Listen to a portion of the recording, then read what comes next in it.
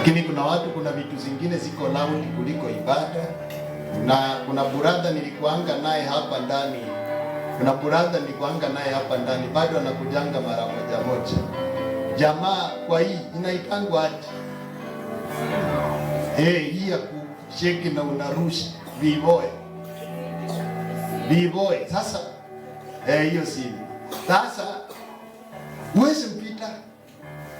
Na hapo ndio sauti yake inakuanga juu sana, lakini akiwa kanisa anakaanga hivi. Huwezi jua anaongeanga akiwa church.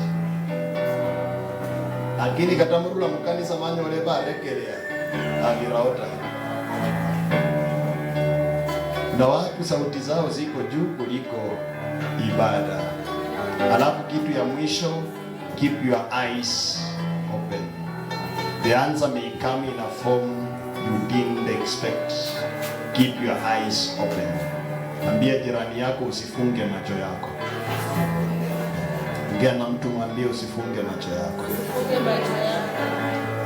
Wakati mwingine watu wengine walikuwa na ngoja Mungu kujibu maombi yao. Na alijibu hiyo maombi na hawakujua ilijibiwa.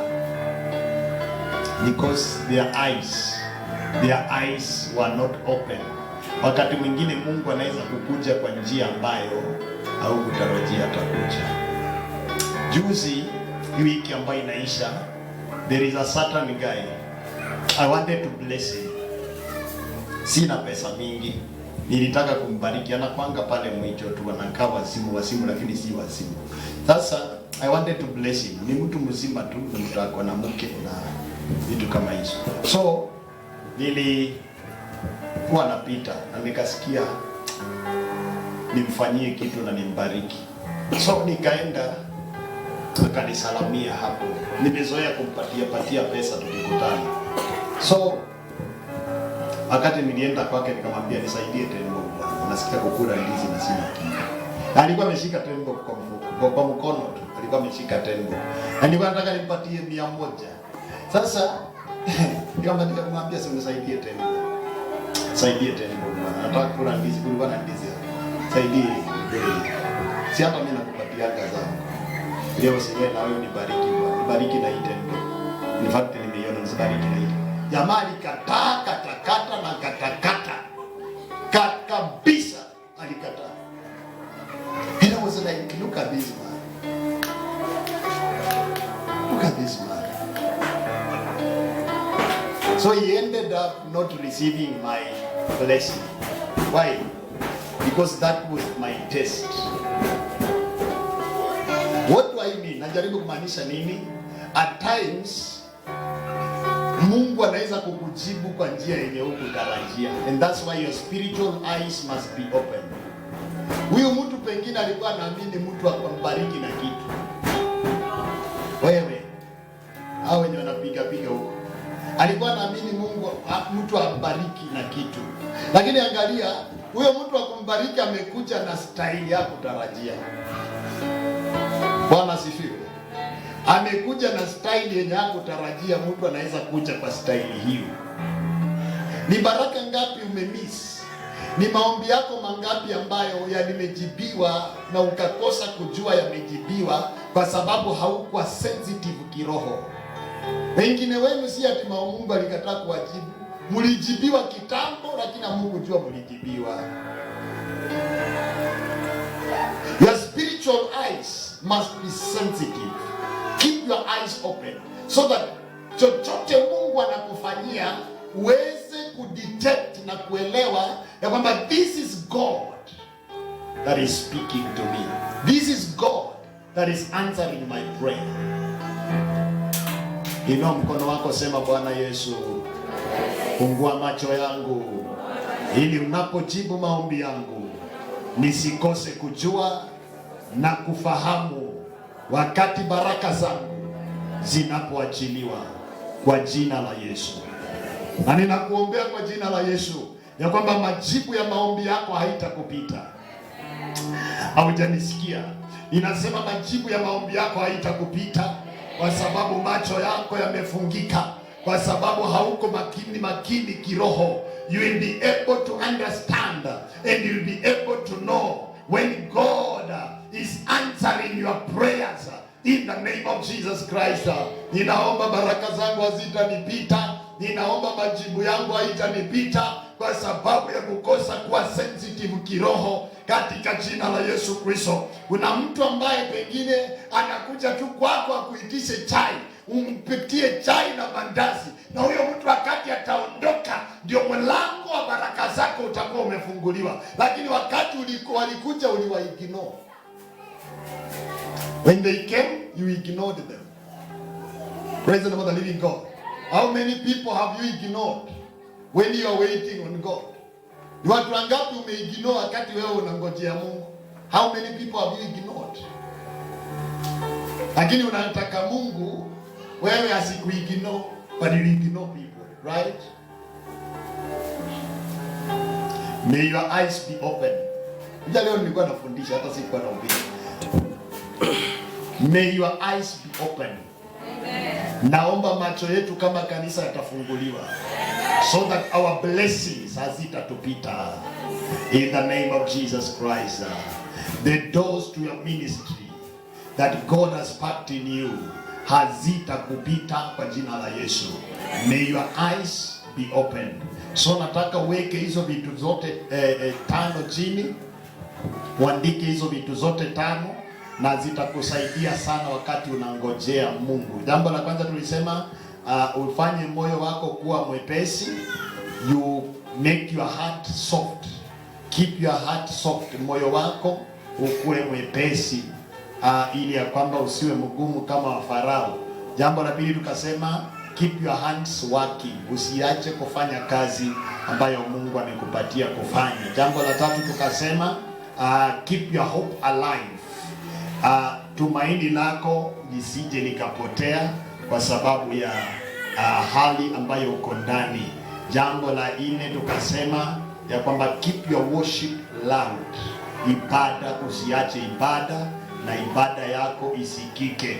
Worship breaks spiritual silence. So keep your worship loud, then keep your eyes open. Jambo la tano. So tunaenda kuomba na nataka kuamini kwamba Mungu anaenda kubariki mtu mahali hapa na itaweza kuonekana vizuri sana. We are going to pray ya kwamba watu ambao wamekaa katika delay kwa siku nyingi, watu ambao mbingu zilikuwa zimenyamaza, mbingu zilikuwa zimefungika, Mungu akawakumbuke mchana wa leo. Kwamba may God remember you and may God restore you and may every silence be broken today and may you receive the answer to your prayer in the name of Jesus Christ. Them that have been waiting on God, may God answer your prayer in the name of Jesus. Sijui ni sehemu gani unangojea Mungu katika maisha yako, but my prayer is that may you be answered today. May you see God. Wale wanataka breakthrough za kifedha, nilisema nitaombea watu wanataka breakthrough za kifedha siku ya leo. I'm going to pray with you on this altar. And I want to believe that after this service, there are going to be tremendous breakthroughs. Kuna watu wanaenda kutembea katika upenyezo wa kifedha, upenyezo wa kihuduma katika jina la Yesu. Mungu akupatie favor pale kazini, Mungu akupatie favor kwa biashara, Mungu akupatie favor mahali unaenda kutafuta kazi, Mungu akupatie favor na watu wanaokujua na hata watu wasiokujua. Mungu akupatie favor. I know what favor is. When I talk about favor, I understand what favor is. Favor inaweza ikasababisha watu wasiokujua wakakubariki. Favor inaweza ikasababisha ya kwamba watu wakakupatia vitu ambavyo hujafanyia kazi. Favor inaweza ikafanya kwamba ukapata kazi ambayo haujahitimu kuifanya. Favor inaweza kukutanisha na watu ambao hukudhani utakutana na wao. I pray that from this service, may the favor of God rest upon your life. Ukubalike na upendelewe mahali unakokwenda usikose vitu vizuri, watu wasiajiriwe kazi na wewe usiajiriwe, watu wasipate vitu vizuri na wewe ukose. Ukitoka kwa nyumba hii, neema ya Bwana ije juu yako, kibali cha Mungu kiwe juu ya maisha yako, uende ukubalike mahali unaenda. Hata wale watu walikuwa wanakuchukia, neema ya Mungu iwapike, wakabadilishwa, wakaanze kukukubali, ukaanza kupokea simu za kukuita sehemu ambazo ulikuwa umefukuzwa. Ninasema ukubalike katika jina la Yesu. Kibali kilichokuwa juu ya Yusufu, kibali kilichokuwa juu ya Esther, kibali kilichokuwa juu ya Daudi, na kije juu ya mtu unayemsikiliza. Nenda ukakubalike. May you be accepted in the name of Jesus, and may you be favored in the name of the Lord. Unaweza kuwa na pesa lakini ukikosa kibali, hiyo pesa haitakusaidia. Unaweza kuwa na masomo lakini ukikosa kibali, hiyo masomo haitakusaidia. Kuna mahali unaweza peleka barua zako zimehitimu vizuri, lakini kwa sababu hauna kibali zikakataliwa, na yule ambaye kuna qualification kidogo kukuliko akachukuliwa. Ninasema kibali kiwe juu yako katika jina la Yesu. Si upate kibali shuleni, si upate kibali mahali unaenda, upate kibali mahali unaishi, upate kibali mahali unakaa. Tusimame tu. I just want to make a prayer of breakthroughs. Breakthroughs. Breakthroughs. Breakthroughs. Upenyezo. Upenyezo. Kusema kupenya, uende upenye.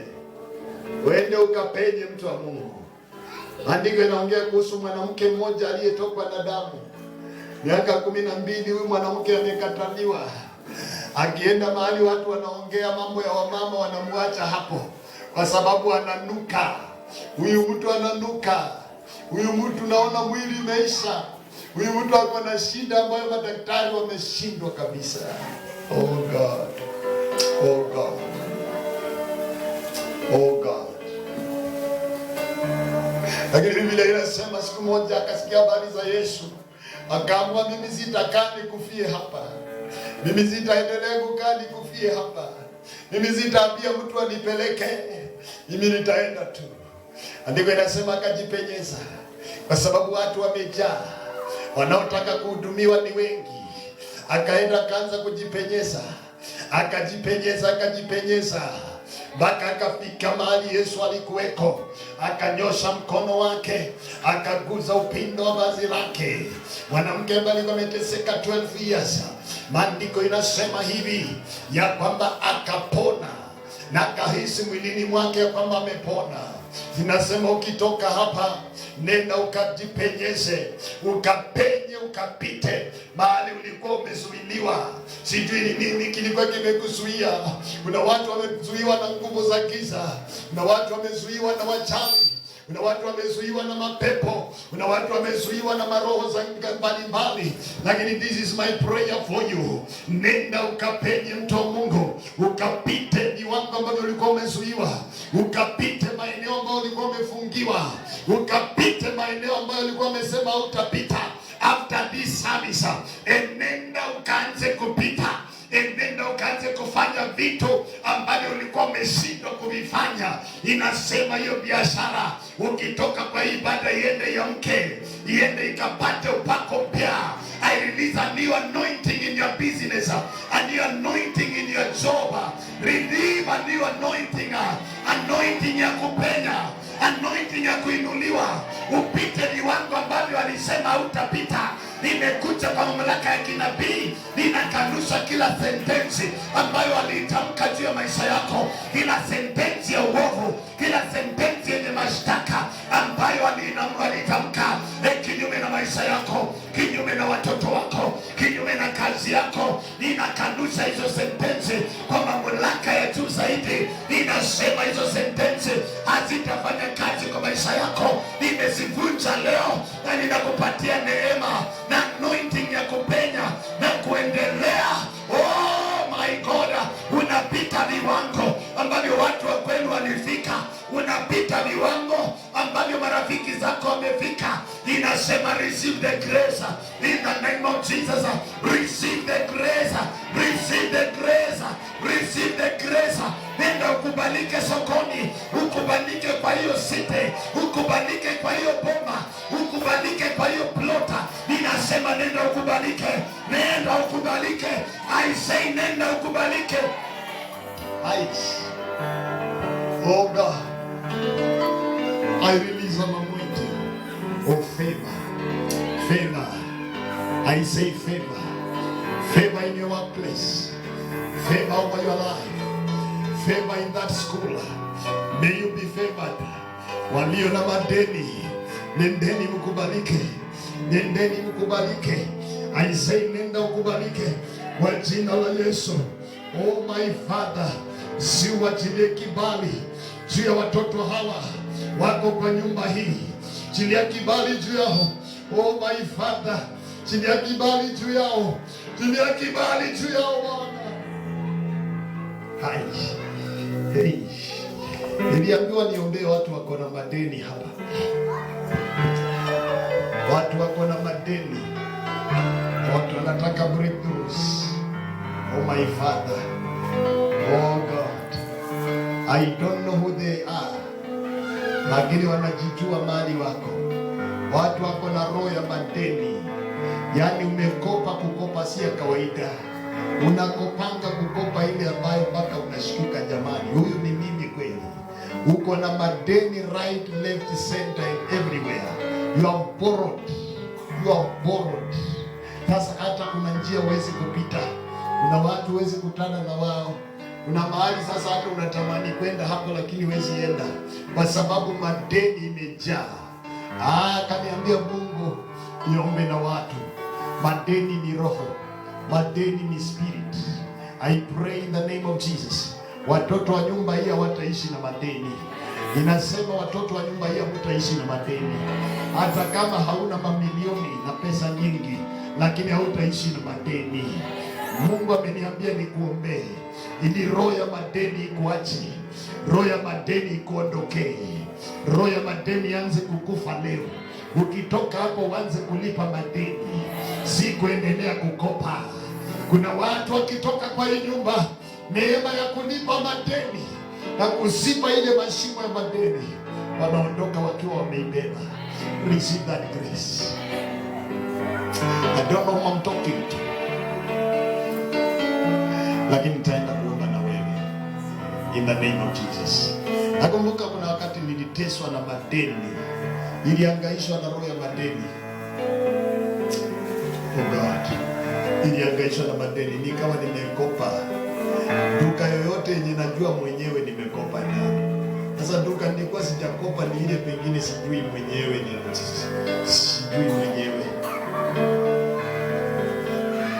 nikawa nimekopa kwa vyama.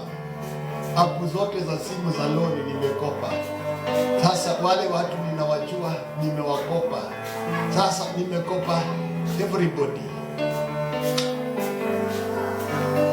Nimekopa kila mahali. Wakile wakakuja wakabeba vitu yangu kwa nyumba, wakaenda nazo. Nikapoteza vitu mingi. Mtu anachukua kitu ya pesa mingi kwa sababu ya pesa kidogo. Lakini kwa sababu sasa hauna vile utalipa, utafanya nini? Unaangalia mali yako ikichukuliwa tu kwa sababu ya pesa kidogo. Nilikuwa na mashini ya welding kwa nyumba. Nilikuwa na mashini ya welding nzuri sana, na ingine ya kufanya battery charging. Nilikuwa na hizo mashini mbili. Watu wakakuja wa chama. Nilikuwa nimekopa kwa chama pesa shilingi 4,000 tu, wakakuja wakabeba mashini yangu mbili. Sasa nauliza, sasa hii hata moja imepita hiyo pesa jamani. Wakabeba, wakaniambia enda mahali unataka, si nikopa. They walked away with my property. Roho ya deni ni mbaya. Nasikia vibaya sana nikiongea mambo ya deni. Wengine wakakuja wakabeba TV yangu. Ilikuwa na home theater kubwa hivi. Sasa hata nilinunua kengine lakini akatoshi ile walibeba. Wakabeba home theater yangu mzuri, wakabeba TV, wakabeba vitu kwa nyumba kwa sababu ya deni tu. Nimekopa. Mimi nimepoteza vitu kwa sababu ya madeni. Nikiongea madeni najua kitu unaongea. Nikiongea ndoa kusumbua mtu mimi najua. Nikiongea uchungu wa kulia mimi najua kitu naongea. anaongea vitu, mimi naongea vitu najua, and I've been there, I know. Ameniambia Mungu niombee wale watu, spirit ya madeni. Sijui ni nani, lakini nahisi kuna mtu hapa anateswa na hiyo roho, hawezi kusema, lakini anateswa na roho ya madeni. Njia zilifunga kabisa na zimefunguliwa ile